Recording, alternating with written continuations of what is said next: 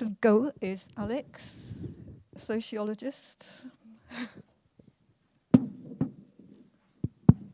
Okay. Does anyone remember that fateful day in June last year where the UK made a collective decision? Well, okay. The day before that, does anyone remember the Sun's headline? I don't imagine you would. I took note of it I remembered it.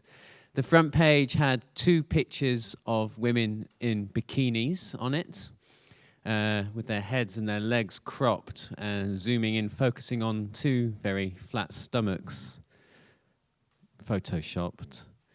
And the headline said, "Go with your gut." And this is one of the reasons, well, it kind of speaks to the reasons why I think it's really important to attend to the senses and to think more broadly about the senses.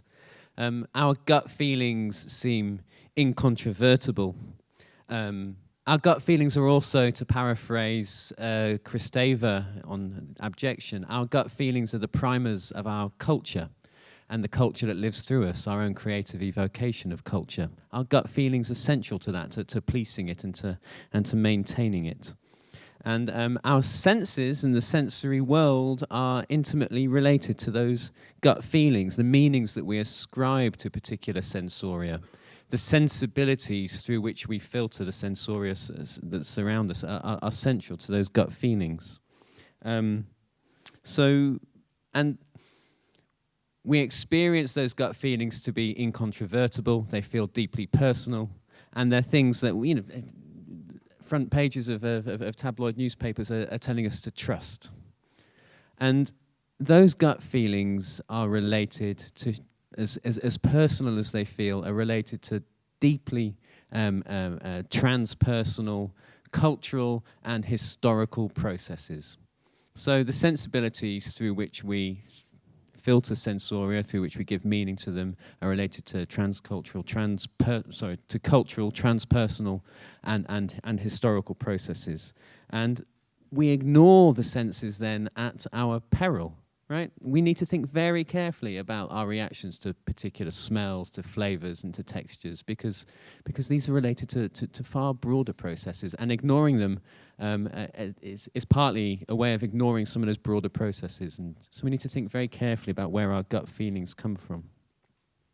How we then go about doing that is, of great interest to a sociologist. I think one of sociology's main contributions to thinking about the senses is in terms of method. It has lots of other contributions as well, but I think one of the things that sociologists bring to any table is a considered approach to methods. And I am very much, I think I'm a very classical sociologist. I'm interested in very kind of an orthodox sort of repertoire of class, ethnicity and gender. And there's a long tradition of methods for approaching and trying to understand the ways in which these forms of social distinction play out in everyday life, of which ethnography is perhaps certainly my chosen set of methods, and I think one of the ones that kind of yields some of the richest information. Therefore, my approach to the senses and thinking about the senses is related to ethnography. And I think the biggest problems facing a sort of methodology of the senses are, in fact, some of the same problems that face ethnography and have faced ethnography historically. And, if we think about the kind of history of ethnography, we can also start to think about some of the problems that we've faced methodologically when thinking about the senses. Not least the claims of some of the claims made around ethnography and sensory ethnography really echo some of the claims that were made about kind of classical ethnography in the late 19th and early 20th century, namely our ability to understand other people through our kind of deep immersion in their life worlds and the sort of mastery of otherness that we might get through ethnographic methods. And I think that's hugely problematic. One of the biggest problems in researching the senses anywhere is translating one person's sensory experiences, the peculiar biographical nuances, the cultural accents, into the understanding of another person's. And I don't think there's anything special about sensory ethnography in terms of enabling us to do that better.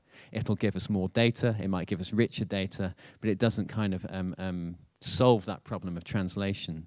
So methodologically, what I try and think about doing, and what I've been thinking about doing as part of this network, is firstly, I'm a narcissist. So I've been focusing on my own sensory experiences of urban space, and what they mean to me and the meanings that I ascribe to them, and then trying as best as possible to open up other people's experiences, to get them talking about their experiences. In no way does this enable me to understand how they are emplaced in the world. What it does do, however, is open up a space of translation. And I think that's the best that we can do, well, it's the best that I can do anyway, in terms of sensory methods, is to open up a space of translation. How we then translate that for a broader audience, you know, for the readers or for the consumers of our research is, again, you know, another difficulty. I suspect people are going to talk a little bit about this later, but, you know, we still, our primary modes of conveying our research findings are visual. Right? We use images or text, actually, so kind of visual auditory. So translating the kind of the nuances of sensory experience for a reader and a kind of analytical understanding of those experiences still hinges on a kind of mastery of the visual, but also of language. I think language and words are, you know, the best kind of way we have of translating one semiotic system into another. So we need to think very carefully about our use of language. I also believe that sensory research is really important, firstly, for gathering new types of data about the city and about the worlds in which we live in, but also for finding, and this goes back to kind of what I was saying about language, for finding new ways of telling old stories. There are old stories that we can revisit in terms of, you know, the class distinctions that play out in the city, or the ways in which particular types of gendered space are produced. Stories that have been told already that we might be able to tell better or in more vivid or in more engaging ways through the senses, as Monica quoted Carlos here as, you know, talking about public space and how public space can be such an abstract concept. But if we'd start to talk about public space through the senses and people's experiences of public space, perhaps that's a way of engaging people in quite, you know, well-established old debates in kind of higher resolution, I guess. There's a question here about what academics can learn from urban professionals when developing methods to research the senses, and how can academics make their research more accessible and relevant for professionals. And one of the really striking things about this whole experience, which has been wonderful, by the way, such an enriching experience, moving and a real privilege, I have to say, you know, moving around cities, speaking to different urban professionals about the ways in which they think about the senses. One of the really striking things has been how time scarce urban professionals, particularly planners and architects, are. Time scarce and resource scarce, and, you know, and working within the parameters of their, you know, whoever's commissioned them, or the funding and the ever decreasing levels of funding that are dished out to municipalities. So they're working within very tight resources and asking them to think about. And, you know, we know planning and architecture are very visual mediums, so asking them to kind of, you know, start thinking about other sensory realms as well is a really, really big ask. And I totally understand, you know, within the resources that are available, it's an almost undoable task, I think. So one of the things that we have to think about as professionals interested in the senses is ways in which we can condense our data and condense our findings in visually accessible and instantly readable ways for the people that we would like to be using this type of information. You know, it was striking how time scarce, and of course, when you think about it, of course, you know, these are time scarce professionals. So we need to think very carefully about ways in which we do that. I've also been trying to, you know, think about this more concretely in so that I might develop slightly more abstract schemas that enable the kind of translation of concepts both between different groups of professionals, but also between different nationalities and different languages. So we need to make things, unfortunately, I think, less complicated, or otherwise, we need to make the argument for more funding and more time and more resources for people to think about these things. If we want better cities, then it's going to take time and resources to produce them. Yeah. I also think, and there's a question here about the general public, and how we engage with them. I think, one of the key things that we need to foster, and you're all in this room, so you're part of this. I think people need to be encouraged to both value and to think more carefully about their relationship to their sensory environments. This sort of ambient background experience of cities that informs where we go, where we don't go, who we talk to, who we don't talk to. First of all, to think carefully about that, to kind of raise it to the levels of discursive consciousness where it isn't really at the moment.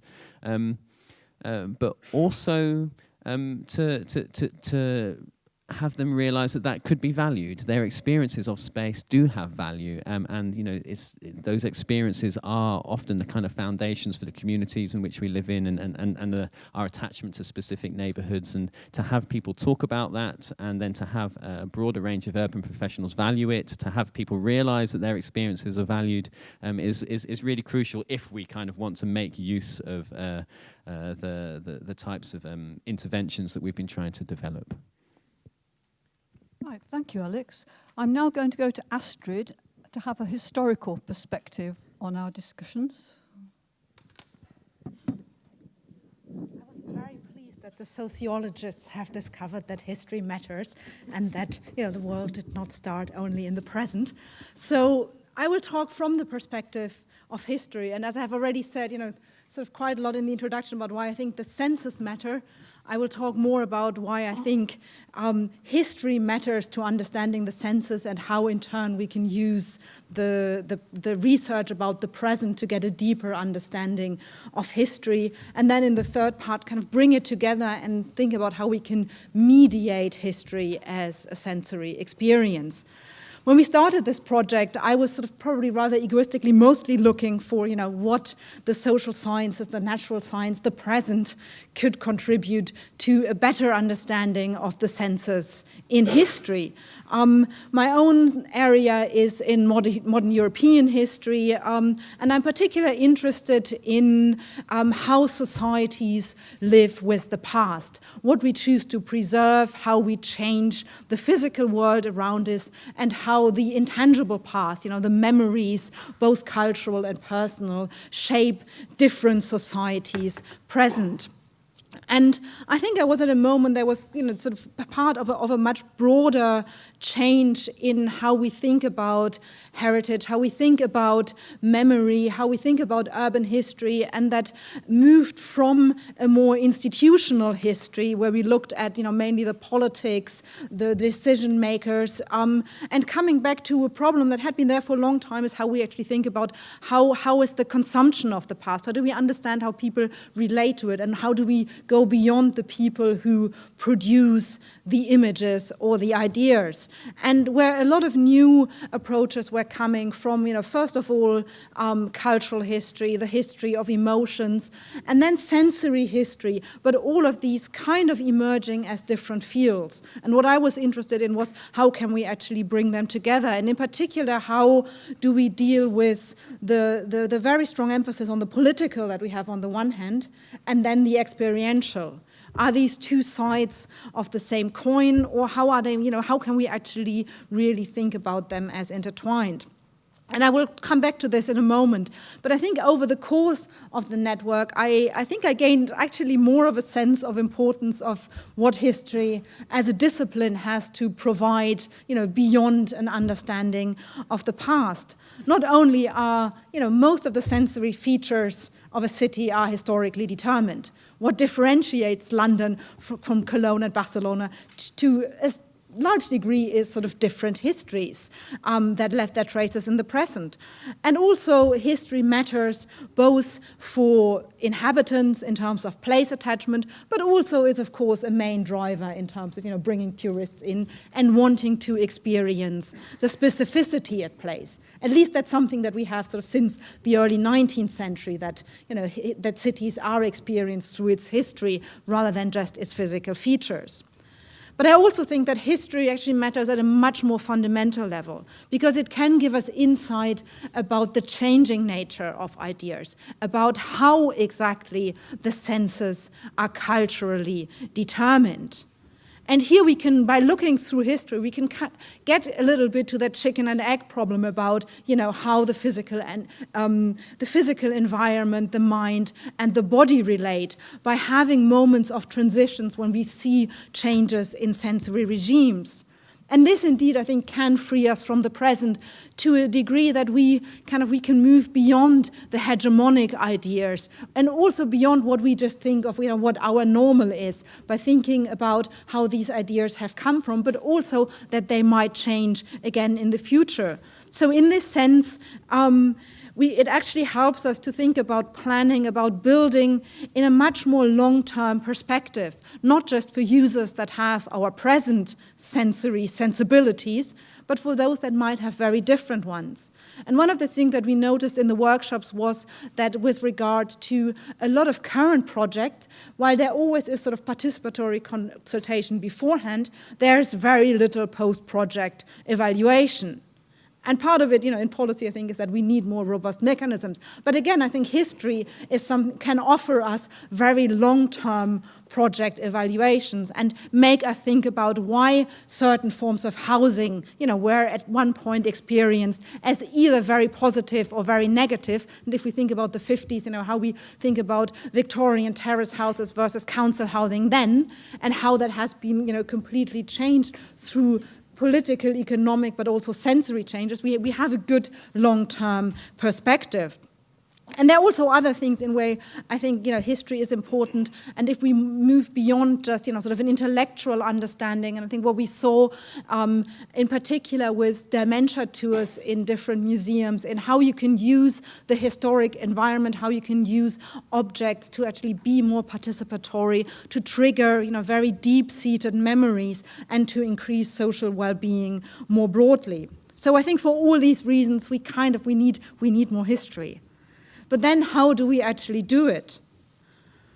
When we look at the growth in the literature on methods in sensory history, which range from antiquity and even sort of in Robin, who will probably talk about this wonderful book in the next panel about the deep prehistoric archaeological past.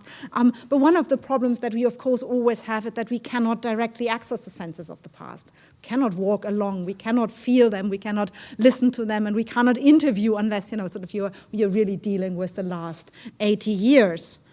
But doing the project made me actually much less anxious about this, in the sense that all the present disciplines, as Alex just pointed out, deal with the same problem of translation. We are always looking about how we can actually translate a subjective experience of one person or several people for a different audience. So I think I'm less anxious about it, and I think more what can actually be gained in this process of translation, and that when we are dealing with the past, we are sometimes more conscious that the sensibilities are actually quite different from our own. So we are less likely to project our own sensory feelings onto the past. At the same time, I think that the methods developed for the present are actually really, really useful. And not only in, they made me much more aware of the things I'm missing. They made me aware that, I'm sort of how visually determined my training was, and that, again, sort of how much more multisensorial any environment is, and how we can use the mapping of a sensory environment of an urban space or any site, and actually sort of ask questions about where these sensations come from, and kind of, not just start working our way up from the past to the present, but also, going back to finding the origins of present conditions. So in many ways, this then helps me to look for different sources that we might have that might give us insight about particular smells, about temperature. And again, for the modern period, we have quite a lot of data, quite a lot of sources that we can use in imaginative ways. But primarily, I think the project and the interdisciplinary and interprofessional exchanges changed the questions I ask, and in particular, how I think about the relationship between the senses, power, and experience, and how this helps to reconcile very often fragmented historical fields or things I was reading in the sources about, for example, let's say the political uses of the Crusades and people for the last 200 years wanting to trace back these routes on horseback. So how do we bring these two together?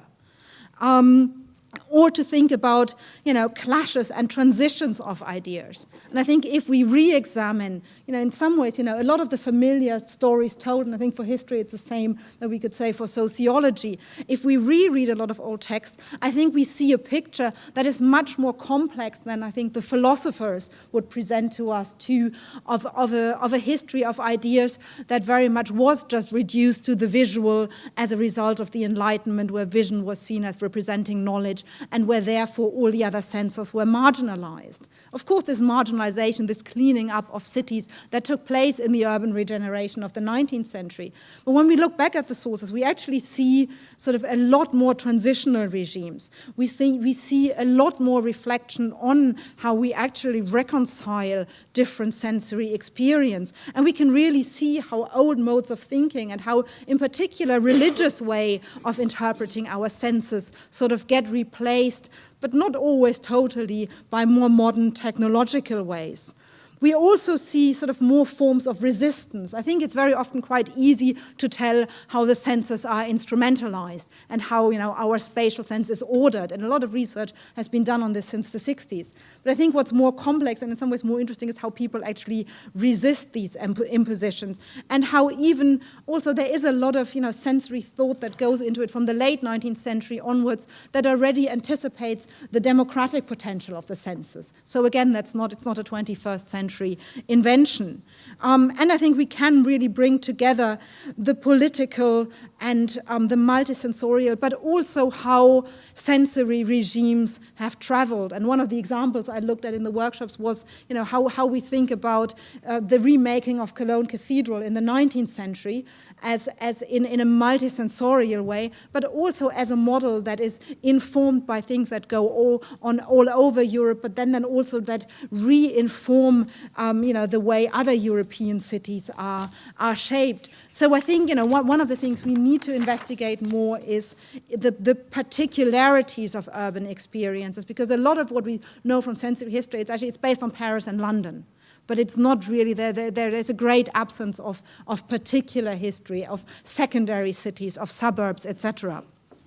So to wrap up, I think it's I'm also thinking about how we can really rethink history as a sensory experience in itself. And by this, I don't mean the, kind of the recreation of space, kind of, just sort of the heritage experience, but more how we can think about that any encounter with history, it's always sensorial, whether we read in a book, whether we visit a museum, whether we walk in a street, but how we can mediate that difference between the present and the past.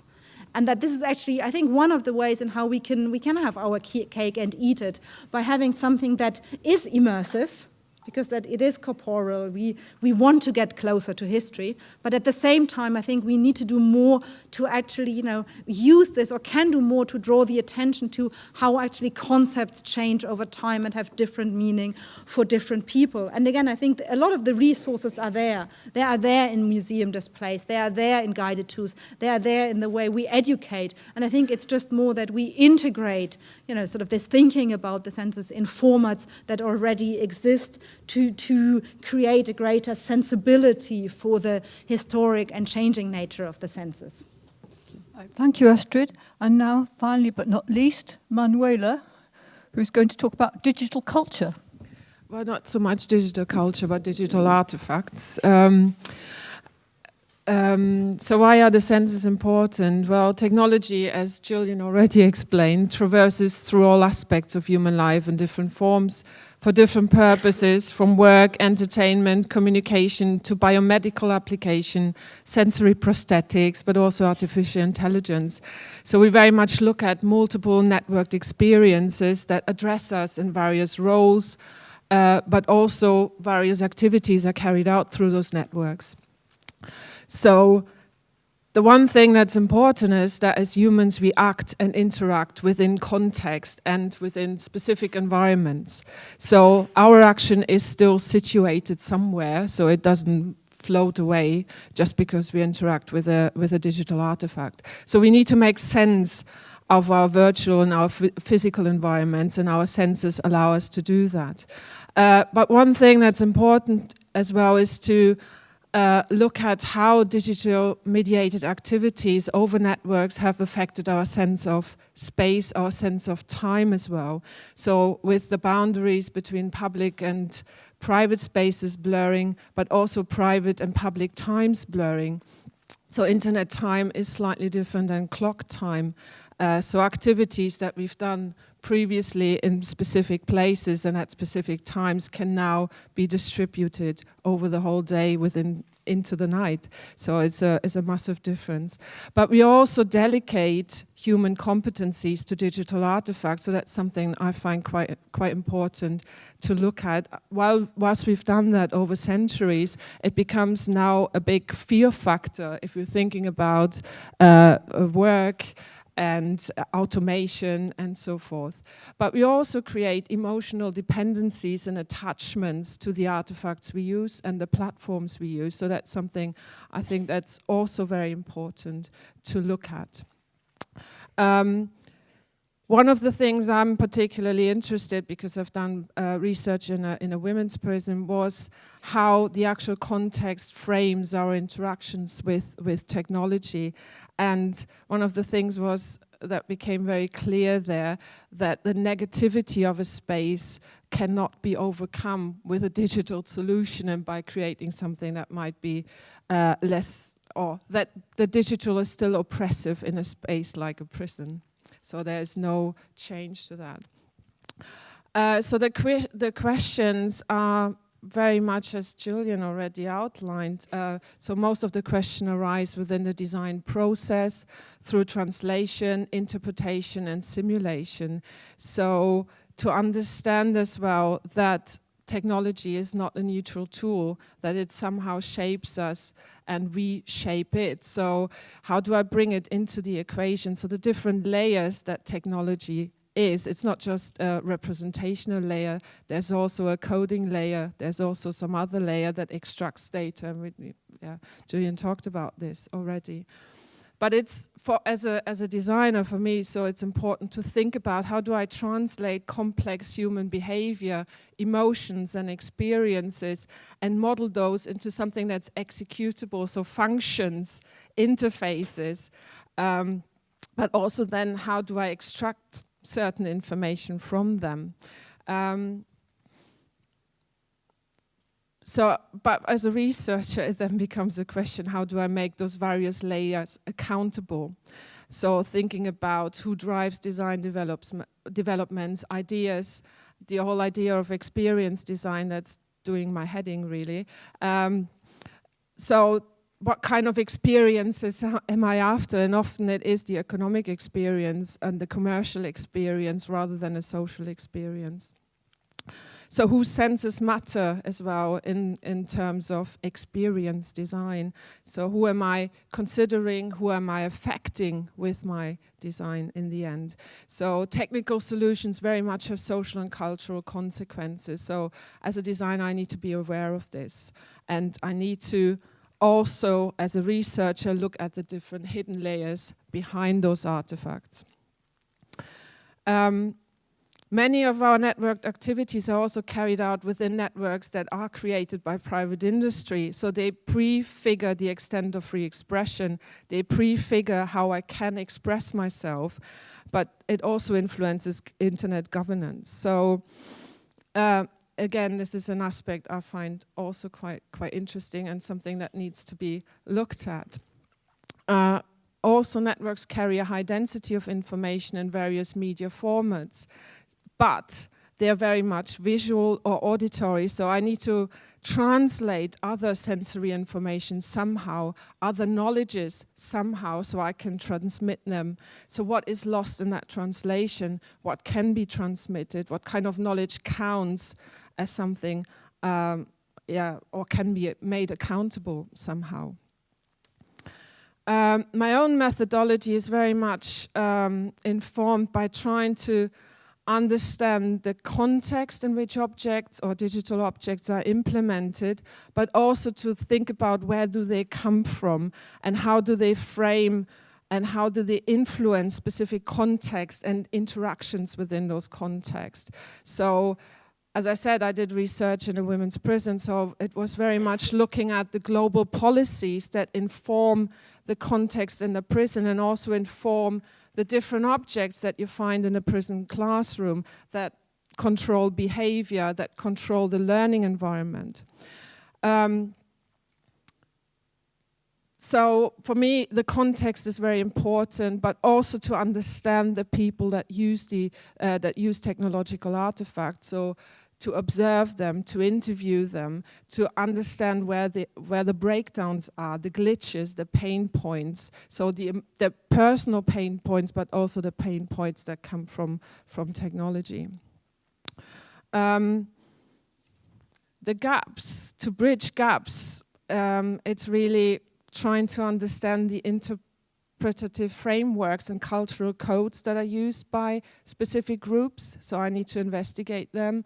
I need to look at their sensory expressions, measure them somehow, to get some ideas of stress levels, pleasure, engagement, and to really mix methods and have discussions with other practitioners as well. And to use design methods like role play, experience designing, prototyping, scenarios and personas, so kind of play around in a way. My own research hasn't changed that much through the network, but it was a fantastic experience. It made me more aware of how we commodify ourselves, how we commodify our everyday life, how we cleanse our spaces, and that goes for virtual spaces as well, how we remove difficulty and conflict somehow in our offline but also online worlds, and what can I learn from urban professionals? I think one of the things, but that's part of my approach as well, is that cities are systems of interconnected services, and planners often experience cities on a very different level, so a more abstract level of visual representation, and they deal with a very different complexity, not so much the sensory complexity, but the challenges and the needs of a city. And they look at and try to translate those images, those visually idealized and simulated vistas. So they, on one hand, use them to advertise their places, but they also need to understand them and decode them somehow. To make research more accessible, I think as an academic, we need to work on language mostly, the language that we use to translate the data from people that are our informants or from the spaces, so the data that we generate, to keep some of that language alive, but also the language we use to address particularly professional audiences, and to thinking about visualizations, and to think of an audience that's concerned with practical applications and with practical work, and that work within, as Alex said, specific constraints, and that deal with different complexities and accountabilities than we do. Right, thank you, Manuela. Well, we're now going to move into discussion, and I'm going to take chair's privilege and ask a question while you get your heads together. And I want to really ask the panel, where are the constraints within your discipline for interdisciplinarity? Because, you know, as someone who considers herself to be interdisciplinary, I am very aware that actually it's not all that common, really. Although, you know, when you look at art history these days, sociological methods abound, etc. So it looks as if there are an awful lot of crossovers and interactions. But sometimes when you come down to it, you find that this is not quite as much as one would think. For example, the sociologist gone about social formations and socialities and so on. This doesn't really translate very often into, you know, art history and so on and so forth. So where are the constraints within your own discipline which mitigate against interdisciplinarity, apart from obviously the institutional ones we live with? Start with Monica.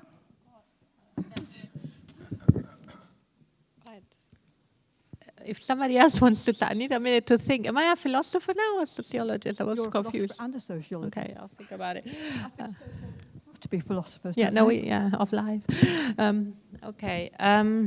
Right, well, I'm just reflecting briefly, and I want to be quick because I think it'd be interesting to see what the audience thinks as well. The issues or the challenges of working with a historian and a digital consultant were huge, to be honest, for me as a sociologist, especially in the first year. I mean, as we got to know each other better and we started sharing a knowledge and, you know, a language, it became easier. But I think the challenge of interdisciplinarity or where my constraints lay is that, I'm obsessed with power relations, I guess. And I try to always come back to that as a sociologist. And while I think both, the digital world and the historical world is also, you know, very aware of that and researches that, I find it sometimes difficult to bridge, you know, the gap between the different time scales, not just meaning present and long historical past, but even, you know, the decades, for example, and how to make sense of that. But also then methodologically, I think especially Astrid and me had a lot of discussions. What is then a method, actually? And what I considered a method, meaning the practical appliance of interviews, etc., you know, she thought of it more as a methodological approach, like how do you approach knowledge per se? And I was very practical. So it was quite, you know, stepping back and thinking more abstractly was more difficult for me, to be really honest. Because I'm so concerned with what's the now. And a similar way with Manuela when she worked on the website and translating our findings into, you know, the website. What I still find very frustrating is that it is so visual and oral, and we, you know, and I think that's why I say if we had more money, you know, the textual couldn't come out as much as I wanted, etc. But again, it's not like a challenge, but it was more interesting to see these different domains and how to overcome some of these difficulties. I think what I like about history that it's the totality of the past and the past up to now. So in some ways you can do almost anything with it that you want, and I think that's why I'm kind of attracted to it as a discipline, because it is for me one that connects. But I also think that one of the things I found interesting, I'd done lots of interdisciplinary work before, but it was always within the historical sciences. And I think for the first time, again, I think, you know, this clash between when the world starts or in which kind of perspectives we think. But overall, I think interdisciplinary work, it just takes time.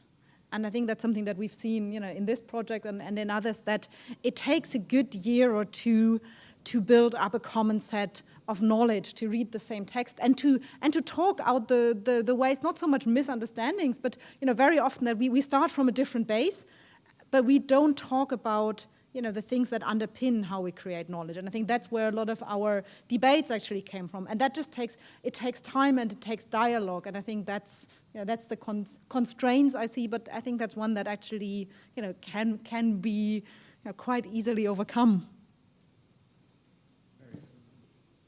Really briefly, I am happy to say that I don't quite feel the disciplinary boundaries quite so acutely, really. And I don't know, that might be partly by virtue of the fact that my sociological imagination has kind of matured in a very interdisciplinary environment.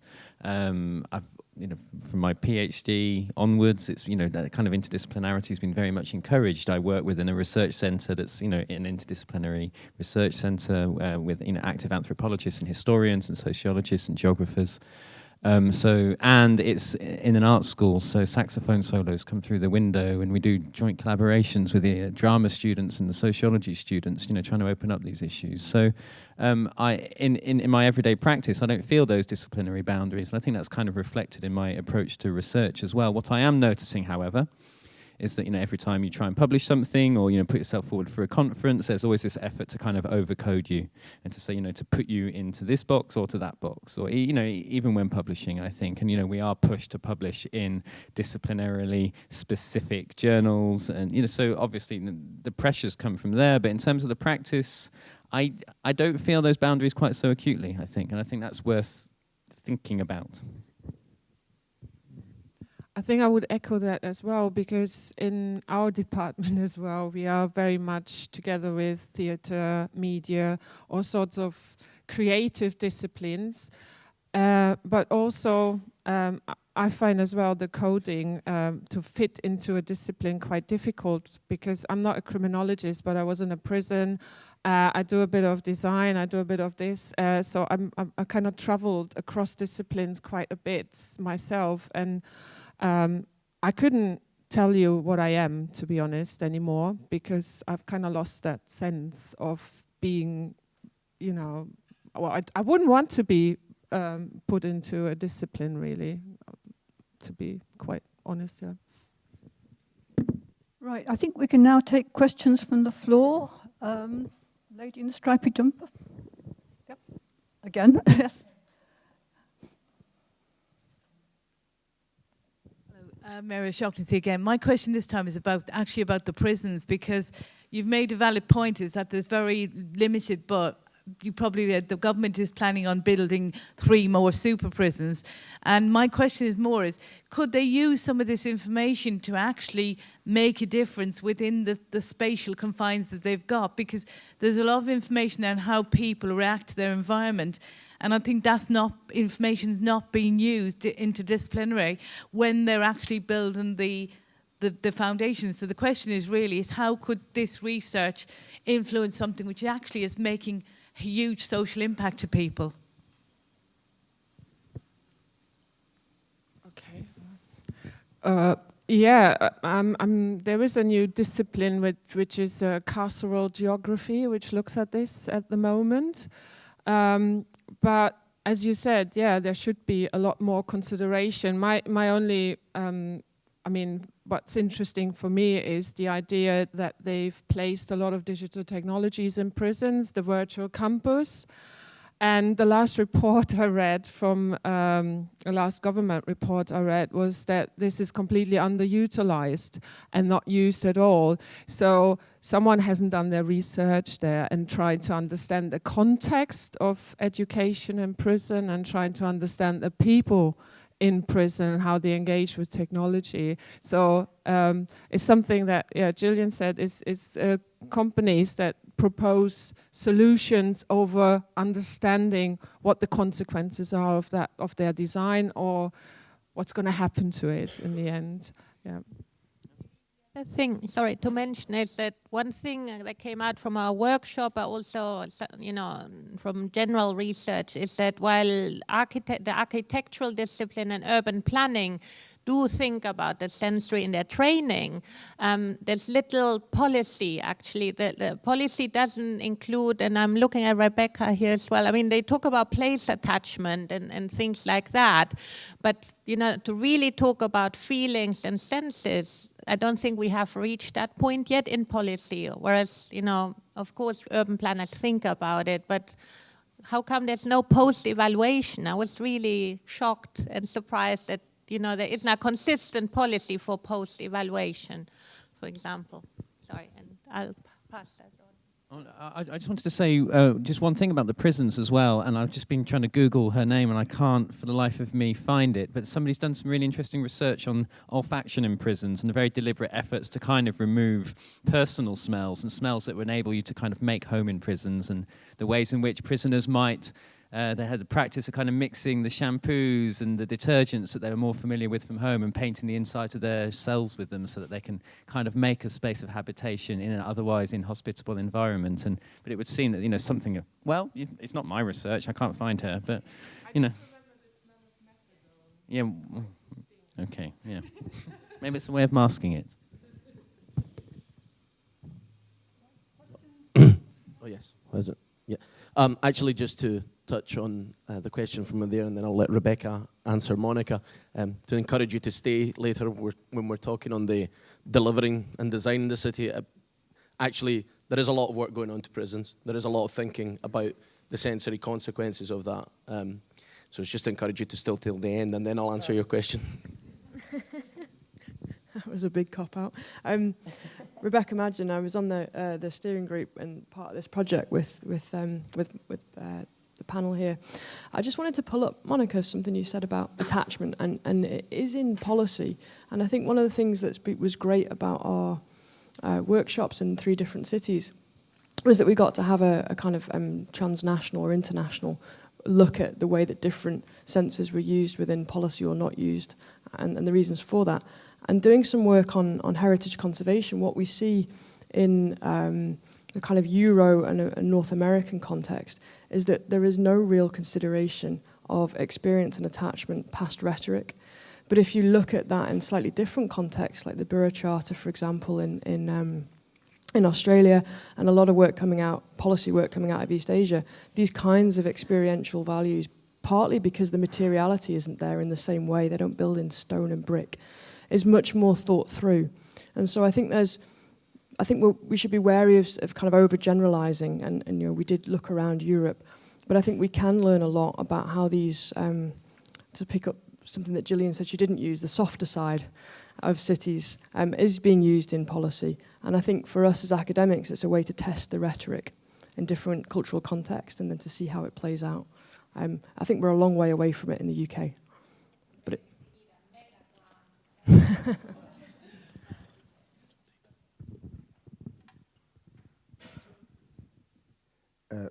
Michael Hebbett, UCL. I was just wondering if Monica could say a little bit more about her obsession with power, because she's talked several times now about this, the relationship between the sensory environment and power. And yet, if you think about it, it's a complex relationship. I mean, the sensory environment can reinforce power relationships, and all the governmentality literature on the Victorian city, for example, is partly about that. But the sensory environment can also liberate.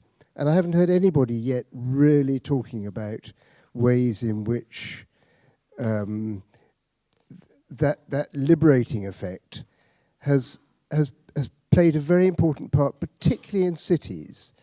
And there's such a paradox. I mean, I'm sort of going back to people like Marshall Berman, who talk about the paradox of the public realm, how, you know, the boulevards of Haussmann in Paris, which were meant to be an instrument of power, had a totally contradictory effect because they created a public scene, a primal scene, in which all animals could coexist together. Now, of course, there were still power relationships, but the nature of the public space is it works against that, and it does give people, whatever their social position, whatever their, you know, their bank account or their political clout, a common status as animals within the framework of the street. So, yeah.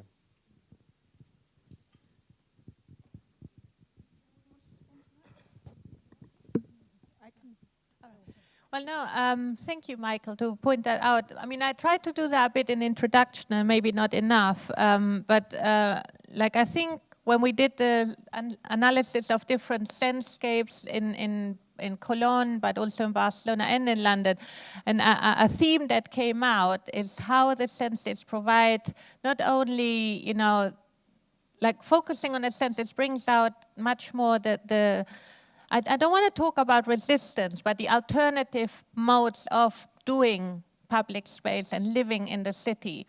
So like I showed with an auditory group in Barcelona, is that, you know, if we would have just a auditory landscape, then the metal collector would come to the fore, the life from people in the buildings above, you know, would come to the fore, etc. And it would mix with some other dynamics, you know, that where senses might be imposed by street cleaners, by people, you know, cleansing graffiti off the walls, or the classical examples. So I guess what I why I am obsessed with the power relation is that I find in a lot of literature and academia it is changing, but traditionally the phenomenological approach was very much descriptive, and it described, you know, the senses in very beautiful and poetic ways, which I love reading, but I kept thinking, so what? And the so what question, I think, is really important, that, you know, the senses are imposed, they're also subverted, they're resisted, but there can also be parallel forms of sensing within one space, and that if we approach them, and I think especially if design and planning, etc., is aware of them, we can create more inclusive cities and bring them also more to the fore. I mean, maybe it's good that they're hidden, I'm thinking, you know, because as soon as something becomes visible, it gets often repressed. So, you know, it's also thinking, do we want, you know, to have a multi-sensorial city in real terms, or what are we really after? And for me, what I learned from the workshop, which I already thought about before, but is that, you know, I don't want to see urban planning as the bad guys, or, for example. I don't think it's that simple at all. You know, and a lot of the literature initially reflected, you know, a very negative attitude to urban regeneration, etc. And I think we need to see urban regeneration and the work that planners and policymakers, etc., and architects do in much more nuanced way, and how actually, you know, it is a real challenge to create an inclusive sensory landscape. So Okay, and I have a response, and I'll try and be quick on this as well. Right behind us, we have one of the sites that we looked at, which is Whitechapel High Street. And about 6 or 7 years ago, the English Defence League, led by Tommy Robinson, came down to Whitechapel High Street, and they tried to stage a march there. And, you know, this was a real kind of instance, I guess, of kind of power and the ways, well, muscular liberalism, I think, is one of the ways in which he described it. But Tommy Robinson spoke about the ways in which the area's curry houses, you know, were in a kind of front to British culture, and I think he said, "Spicy Monster Munch are too spicy for English blood." And so, you know, there's a ways in which kind of power was working through the senses. But then, you know, also at the same time, the culture has been transformed through the senses, particularly in this area. The ways in which different cultures and different histories, life worlds, are sort of osmosed into each other, partly by way of smell. Smell's really interesting. We can't close our nostrils. It's why we get those kind of visceral gut feelings. But at the same time, through repeated exposure and encounter with difference, the culture that lives through our body transforms. And sometimes in positive ways and in very emancipatory ways, and sometimes less so. But you know, the culture transforms through our sensory experiences, and I think that, you know, the everyday multiculture of the environs in which we're situated at the moment has been created and has been transformed through the senses in very positive ways, I would argue. Thank you. There's a question, I think, there. Is this? You can hear me? Yeah, I'm Steve Smith. I think my question's about surprises, and I've got 3 surprises which I'm reminded of by the presentations. I've heard all of them. The first big surprise for me has been the sudden growth in this enthusiasm we have for gap filling within our own community. So gap filling, where did that come from? That's about 5 years old. I knew nothing about gap filling before that. So I think that's that to me says something about ghettoization amongst us, and in a way that question's been dealt with already. The other surprise number 2, is I've asked now 2,000 students to shut their eyes for 7 seconds and tell me what they see, and ideally go out and photograph it. This is not my technique. I wish I'd invented, but it's really striking and very surprising that all but 7 of them saw the exterior of buildings on my campus and the login screens and sometimes the logo. And the one student who saw the inside of the library went into the library to take the photograph, but was thrown out of the library for doing so. So I'm just surprised by that. And the other surprise is the extent of rage that you will elicit if you go on to, if you turn off the curated feed on your YouTube channel and try some new territory. And the three I've got really to recommend you. 3 ghettos, I think. The first is a gun shop video called 5 Guns the Government Don't Want You to Have.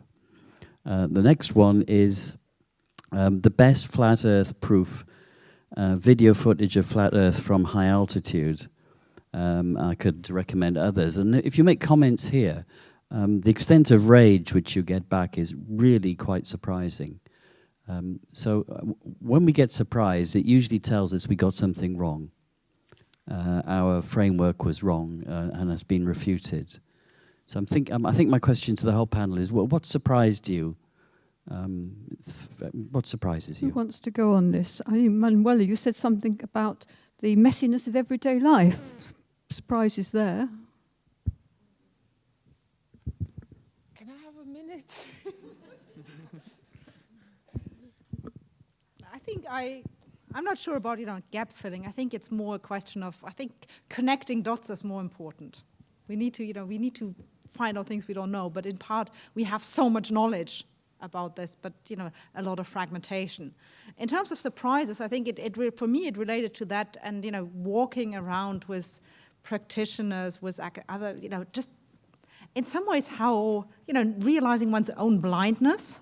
But also, just sort of all the things I hadn't realized that I would, trained as an architect, I would always look up at the buildings, and other people would look at the street level. And that was something that we kind of did intuitive. We didn't reflect on anymore. What you filter out and what you don't. And I think to have, to have that challenge to thinking, of actually having, being quite able to perceive and actually realizing how myopic, every individual is. I think that was a really, surprising and humbling experience for me. Anyone else want to comment? Okay, because I work with audio and the visuals quite a lot, I was very surprised how my other senses also reacted to certain things, and if I paid attention to them, because usually I don't. I predominantly work with vision and hearing, so that was very surprising to listen to my body more, what it tells me about my environment. And to let the messiness of life in, the messiness that we often do not experience in the virtual world anymore. But you said there are certain YouTube channels, and I'm often surprised with what kind of stuff my students put on their screens while I'm trying to educate them. So that's something I'm often surprised by. So, thank you. Question front row. Hi? Okay. Well, I want to kind of bring it back just to comment on this notion of power and on Monica's obsession with this. This was very much a focus in the Barcelona workshop, was sort of the way that the senses are mediated by power. And I don't think we've gotten into that. I don't know if there will be much time to it to do so. But I think this, and also touching on this element of surprise, I think the senses become politicized when surprises happen, when there's a degree to which exposure and all these kinds of of different senses is not really within the control of different subjects. And that was a big finding that was found when we looked at public spaces and when we would map out these places. So if you want to think about the way the senses are mediated by power, there's very much, the unpredictability and control, all of these old questions start to come up. So it's finding something liberatory in the senses is actually quite difficult. On the one hand, you can say that that different sensory, something like in Whitechapel, different spices coming into play. I mean, the senses do, you know, you can expand the different types of experience that people are exposed to different types of pleasures and all of this kind of stuff. That's liberating for some people, but for other people, it's an imposition. For other people, street musicians are quite pleasurable. For other people, and you know, the music that they make is really nice. But for others, it's a constant thing and it's noise, right? So music, whether a sound is music or noise, is politically determined. This was a major thing that we talked about in these things, and in these workshops. Whether or not even the very environment that we're in right now, background noises that are taking place as people set up, there's power there too, mediating that. Whether that's uncomfortable for people or not is very much determined by a power relationship. So I mean, these are some of the questions that we should delve into more, I think, with this project, and I'm curious about the degree to which you the panelists feel we were able to get into this, or if more is needed here, or if just the questions are just the same old questions that we've always had. That's kind of an uncertainty. Is this new? The mediation of power in the senses, or is it? Are these new questions or old ones? Yeah. Anyone want to respond to that? It's the sort of thing that gladdens the heart of a traditional urban historian. Bit of conflict. I mean. Yeah, go historian. Go historian. Okay. I think it's new and it isn't new, but I think sort of thinking about how space is regulated and what role power plays in it is really it's an old theme, but I think we've become more open to think about multiplicity of experiences and think about imposition and resistance and also experiences that might probably fall out of this framework or not. So I think sort of that the multiplication of different fields and the changes in methods, it brings us, like Alex said, we re-examine these questions, but I think we now can think about them in probably more nuanced ways than the pioneers of the 1960s. Just what I was going to say. One more question. Sorry, can I just briefly, one more thing? I think what we haven't spoken yet about, and I think it will come out later in the discussion, is also that the senses are linked increasingly and have maybe always been, but increasingly to the economy.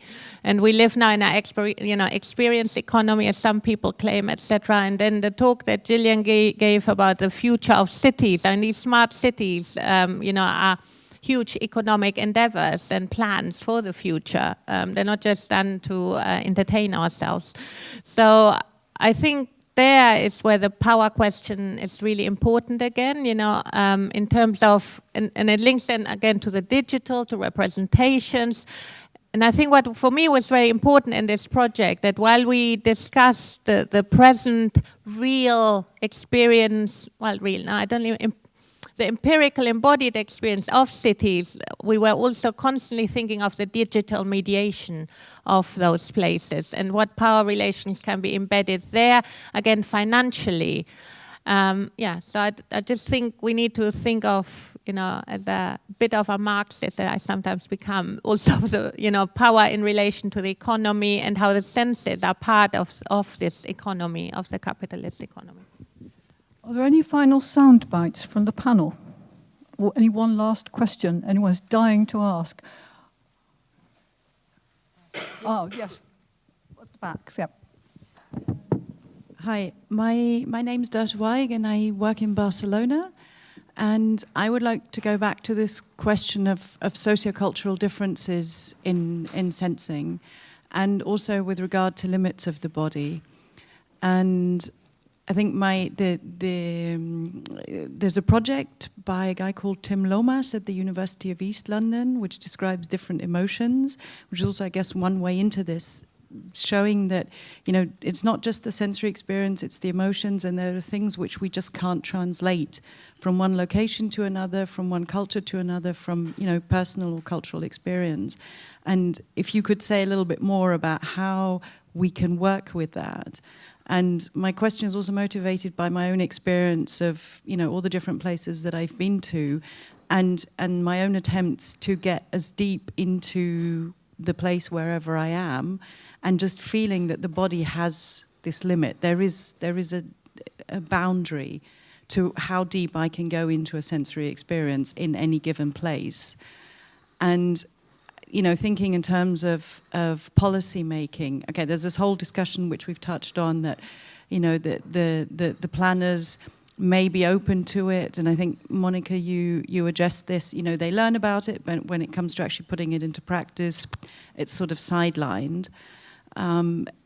So there's this issue of bringing it into practice anyway, but what are the specifics, or what can be the methods to bring the sociocultural differences into planning, given that each one of us has, you know, this limit of even appreciating it on a personal level? And how on earth can we then translate that into planning, for cities like London or other cosmopolitan places around the world?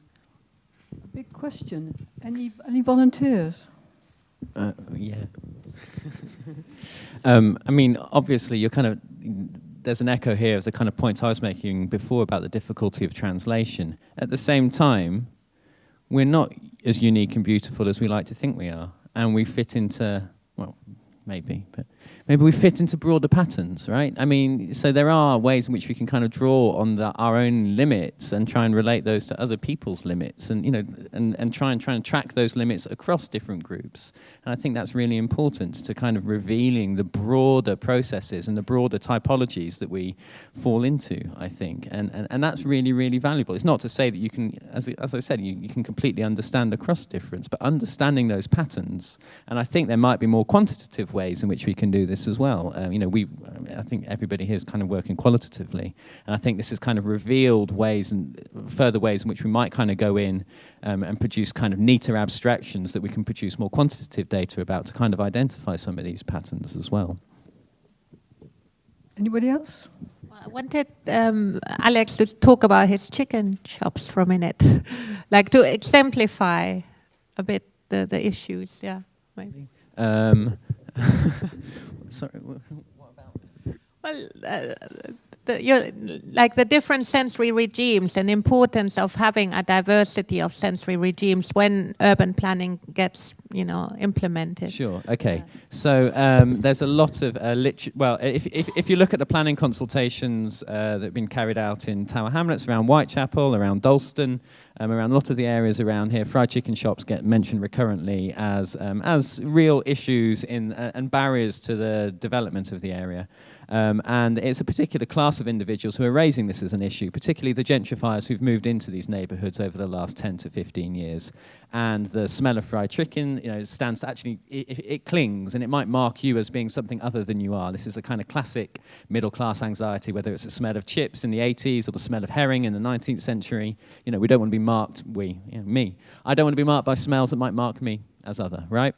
And that's a real problem, because these chicken shops that, you know, you can find quite a few of them in this area, are really, really important spaces for the young people of this area. They've been integral to the kind of everyday multicultural identities that have been developed here over the last 20 years. We've had £21 million worth of cuts to youth services. The chicken shops are the safest, warmest places to be at this time. So it's really important that we start to develop, you know, gather the accounts for the people that value those spaces and the meaning of those sensoria to the people that use them, to kind of hold up against this very problematic, and it's taken as common sense, you know, amongst the kind of planning community and public officials, that these are a blight on the urban environment and something that needs to be removed. So we need to gather that sensory data and to map it onto kind of broader patterns, I think, in order to kind of produce a kind of more democratic form of consultation.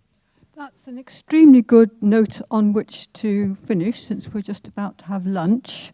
So I'd like to thank the panel for their responses and informations and so on. Thank you very much, everyone.